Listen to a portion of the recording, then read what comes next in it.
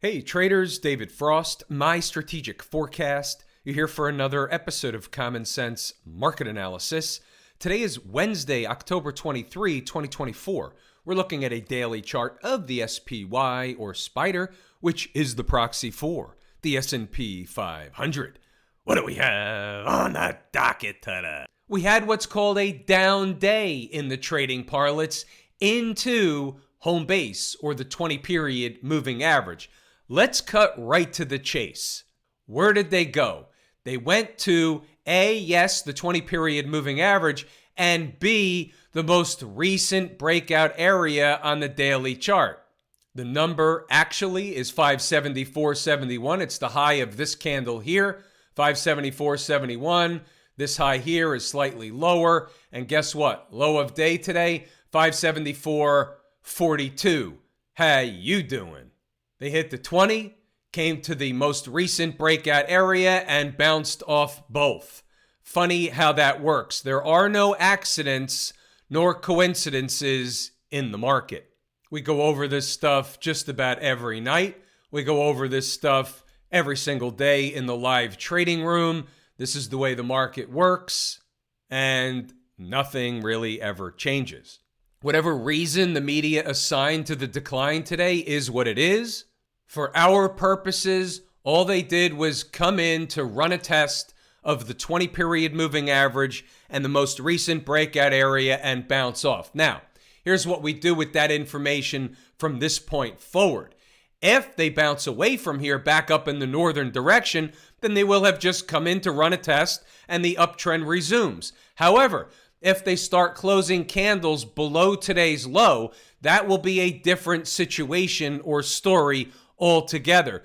Coming back inside the most recent breakout area, and it's right around today's low, so we can use, for the purposes of conversation, we can use today's low as the area. Below today's low on candle closes. Intraday, you have a half-hour close, then an hourly close, and a 2-hour close, and a 3-hour close, and a 4-hour close, then a daily close, and so on. That will be negative information because you will have recaptured the most recent breakout area on the downside. That's a negative that has failure written all over it. Write that down, put it on a sticky note. Little housekeeping item, Inside the Numbers live room will be closed on Friday, possibly. There's also a possibility that Jordan will be the moderator. We've got a 50-50 at this point in time. I do have to be somewhere, but what will happen is the numbers will be posted on the board for Inside the Number and live room members early in the morning, either way. You know, the new number table with all the markets that we're now covering inside the numbers. Might want to pay attention to this because we had several markets have several support areas that worked very, very nicely today for nice profits, specifically for Inside the Number and live room members who were taking these trades.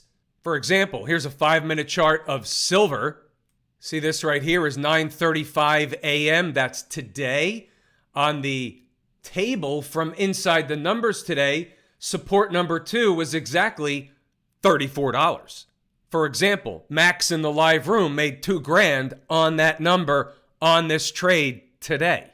Nice job, Max. How about the SMH? This is also from the table with all the markets, the support and resistance numbers.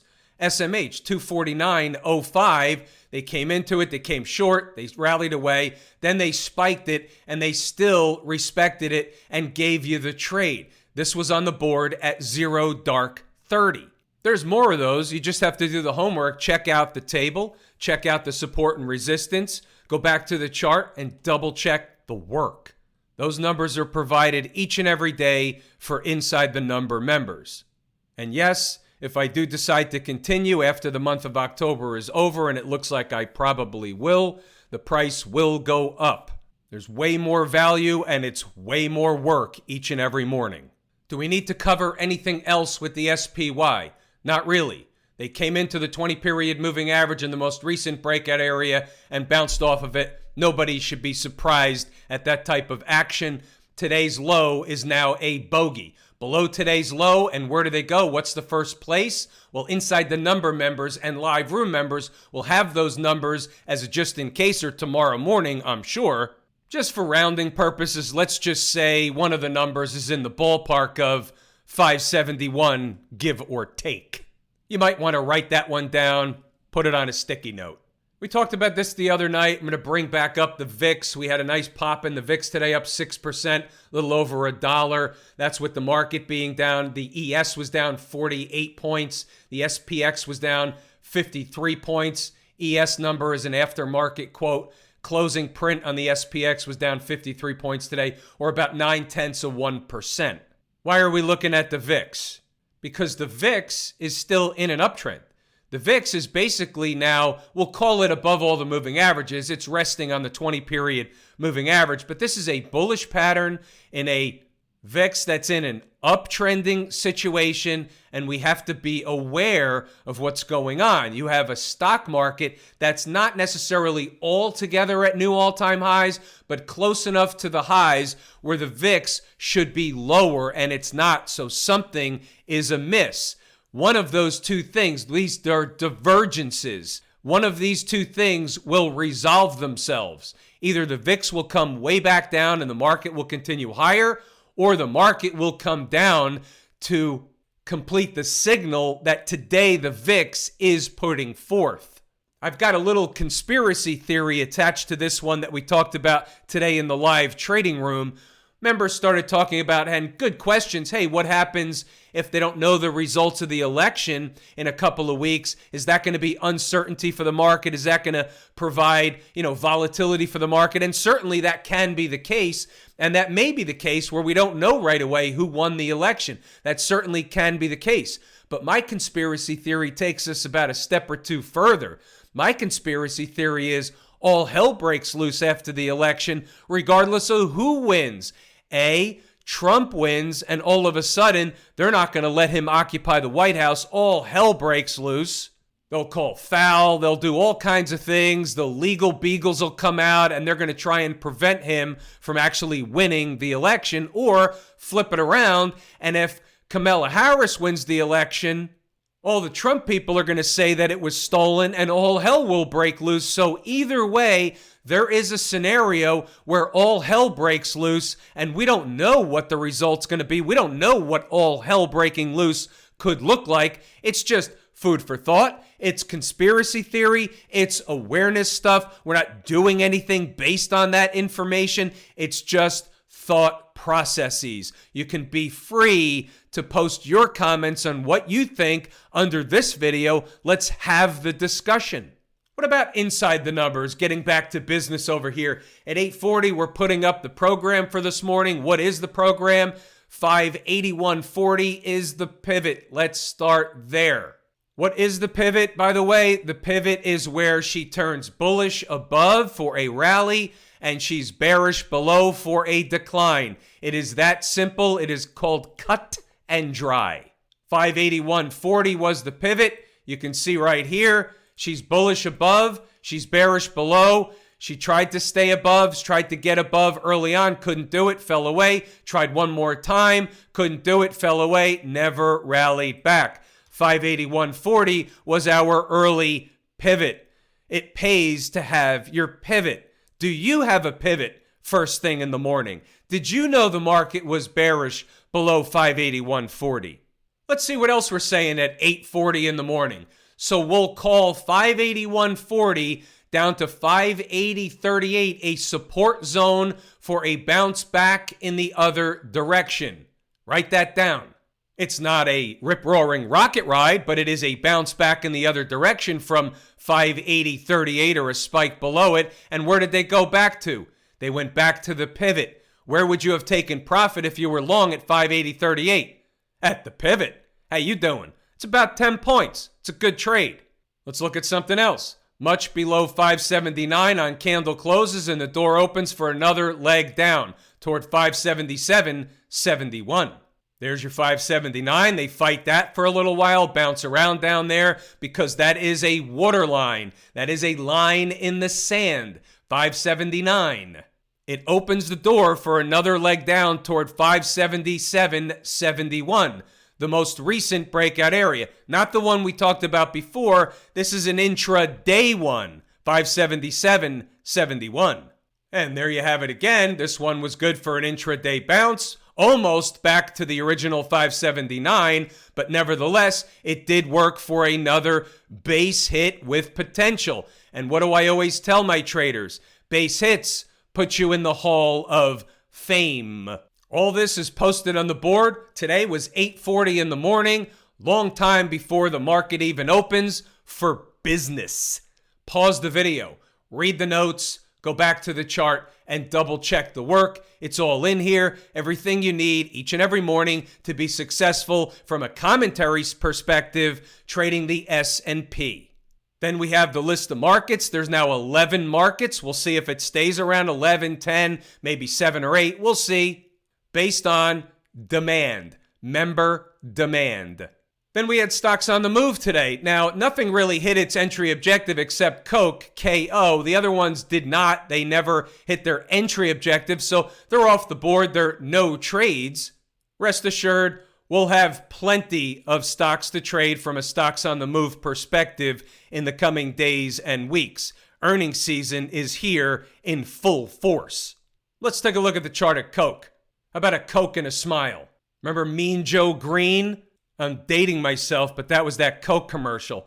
67.70 was the first number on the board, but Coke opened down here. So what do you do with that? Well, 67.70 is off the board. That doesn't exist when the stock opens below the first or second number. What was the second number? How about 66.80? So what happened? Coke opened, came down, spiked the second number, 66.80, and absolutely had a rip-roaring rocket ride back in the other direction. Base hit with potential. Base hits put you in the Hall of Fame. Nice trade in Coke. What's going on over in Camp IWM? So forget the 20-period moving average, came right into the 50-period moving average, and now they're flirting with this breakup candle low that resides just below the 50-period moving average. All of a sudden, the daily chart uptrend is in, as they say in the trading parlance, question. What's going on from a weekly chart perspective? Nothing. This is a pullback in an uptrend. Markets go up, markets go down. Markets go back and forth.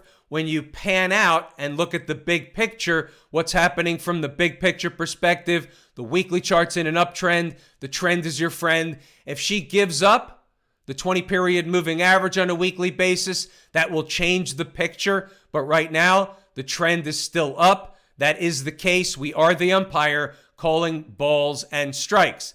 Daily chart in question. Everything has to morph from a smaller time frame to larger time frames, and the larger time frames are dominant over the smaller time frames. How do you square that circle? Well, that's part and parcel to what I teach every single day. Now, the IWM is my favorite market leading indicator. It was down on par with the S&P today, about 0.9%. So there's no leading anything. It's not outperforming on the downside. It was just an equal down day. Similar thing with the folks down at the transportation department, down about 1%. So it was about a 1% down day across the board. Some a little more, some a little less. The Qs were down 1.5%, so be it. But what did they do? They also ran a test in the vicinity of a breakup candle low. This is the neighborhood of a breakup candle low. They bounced off that area, never got exactly to the low. That's okay. It's a general concept. The Qs were down about 1.5%, $7.50, gave up the 20-period moving average. We'll see what they're made of tomorrow. Do we get a DCB or a dead cat bounce situation right back above the 20-period moving average? Or, and this goes for across the board for all the markets, do we get what's called in the trading parlance follow through? If volatility is going to pick up, the trading opportunities intraday are going to pick up, the swing trades are going to pick up, everything will pick up. Volatility is a trader's best friend. The XLF, the financials, nothing going on here. They were down 4 cents. That doesn't count. That's a rounding error. They basically just went sideways. No new information on the financial chart. We can simply move it along. What about Smashmouth, the Philadelphia Semiconductor Index ETF, SMH? Everybody in the live room knows that I've been keenly focused on that candle there. We talk about it at night also. They had that $14 down day. I'm saying here either this is going to play out to the downside down to 232, 231, something in that neighborhood, or they're going to recapture this candle on the upside and we're going to have one hell of a rally across the board. I think that candle that day was a flare up in the air. I think it was important. I think we have to heed that day. You look at the weekly chart and they're riding the 20-week moving average. Give up the 20-week moving average and that $14 down day is going to take hold. It's going to have meaning because they're going to start going lower. Then when you look at the weekly chart, you could say, hey, hold on a second. We have an on-time-ish situation with some kind of a pivot high. We'll see how this all plays out. But if they give up the 20-period moving average on a weekly chart, I would say that game would be on for a corrective move. We would be in the middle or midst of a corrective move. Have I told you how much I appreciate each and every one of you? Without you, these videos are not possible. That is true and accurate information. We're pulling the ripcord here today. I'm David Frost, My Strategic Forecast. Thanks again for tuning in to another episode of Common Sense Market Analysis.